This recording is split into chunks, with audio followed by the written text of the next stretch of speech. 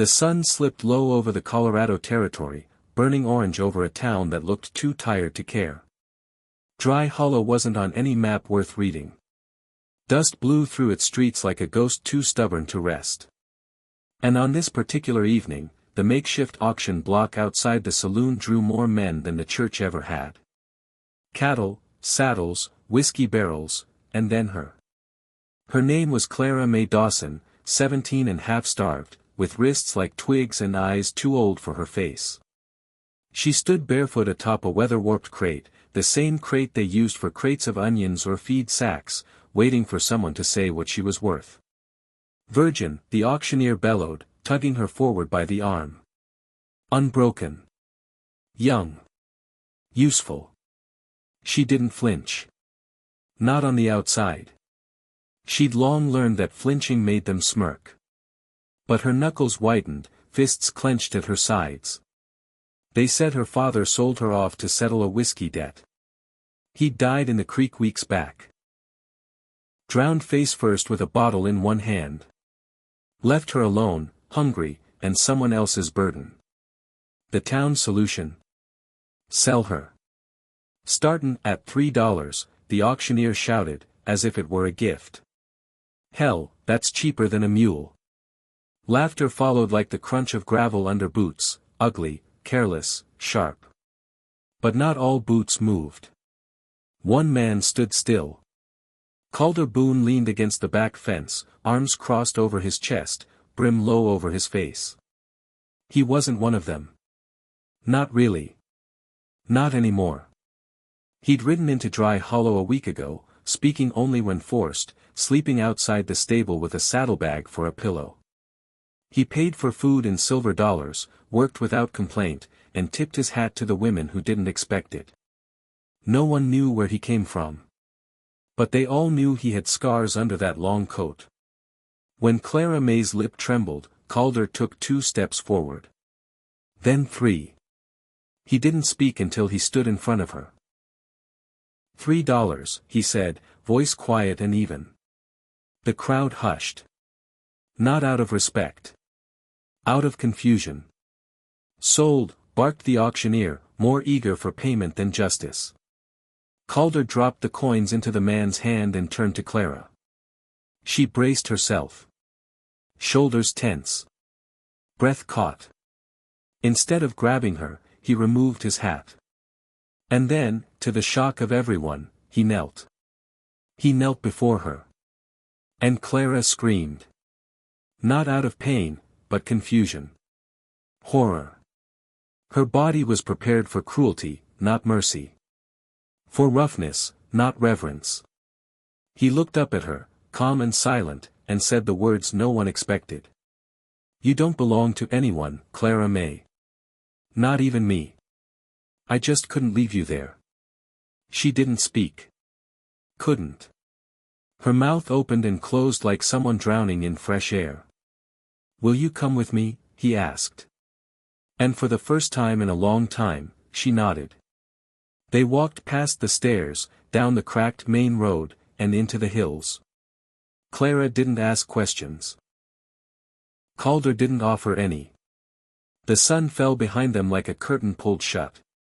And when the stars came out, they found themselves beside a stream, clear and cold. I sleep here, he said, laying out a bedroll for her and building a fire a dozen paces away. You sleep there, she whispered. I won't take what ain't given, he said simply. And I didn't pay for a wife. I paid for your chance to leave. She sat by the fire. Staring. Silent. He cooked beans in a pan, gave her the bigger portion, and said nothing more. By morning, she cried. Days passed. Then weeks. He taught her to ride a horse, gently, patiently, without raising his voice.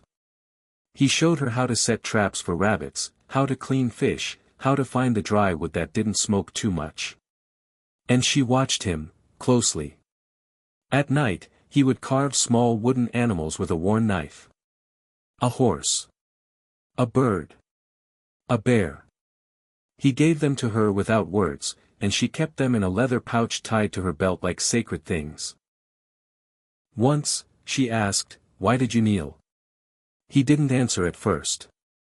Then finally, "Because you were never meant to be claimed. Only honored." Clara didn't know what to say. So she said nothing.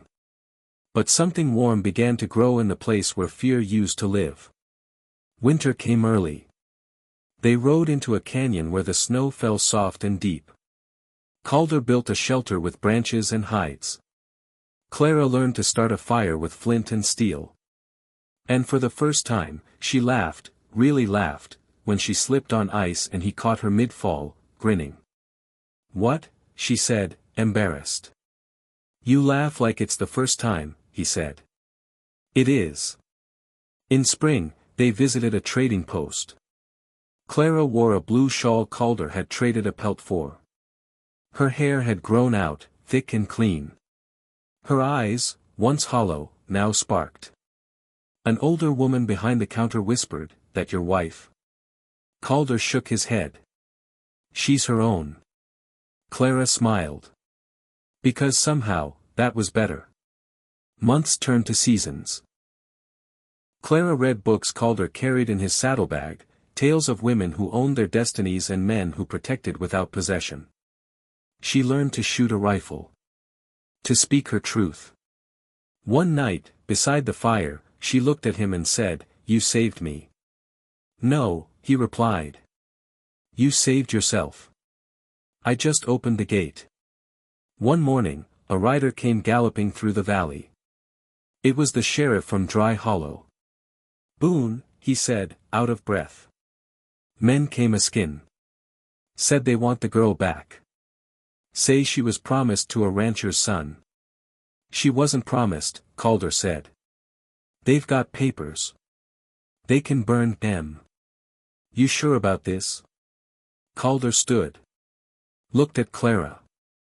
And for the first time, took her hand. "She chooses now." The sheriff turned to her. And Clara, no longer the girl on the crate, stood tall and said, "I ain't property. I ain't for sale. And I ain't going back." The men never came. Or maybe they did, and Calder met them with the quiet fury of a man who had nothing left to lose but everything worth protecting. Either way, peace stayed. Years passed. Clara built a small schoolhouse in the canyon where no school had ever been.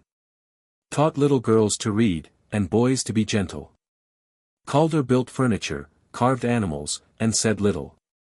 Until one spring evening, Clara placed a wooden ring, made from pine and patience, in his hand and whispered, "I want to be yours now. Because I choose it." Calder Boone, the quiet cowboy who once paid $3 not to buy a girl, but to give her back to herself, finally smiled. And this time, they both knelt.